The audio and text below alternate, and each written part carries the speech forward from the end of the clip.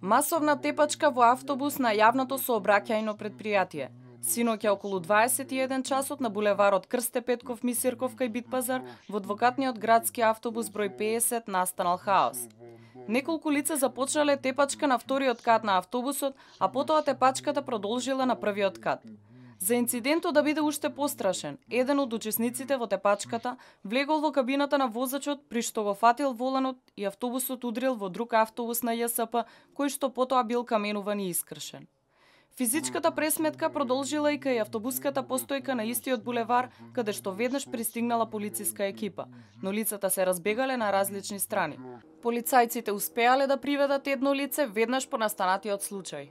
Од СВР Скопје денес со нови информации дека во случајот настрадале и патници кои не учествувале во тепачката и дека се повикани на разговор уште 9 лица.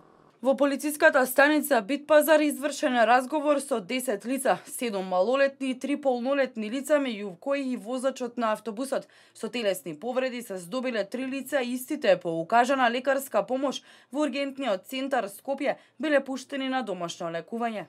Соопшти од СВР Скопје. Наводно инцидентот е предизвикан од група навивачи кои што се враќале од надпреварот помеѓу Вардар и Реал Сосиедад, но од Министерството за внатрешни работи се уште немаме официјална потврда. Се преземаат мерки за идентификација на останатите учесници во тепачката и целосно расветлување на случајот.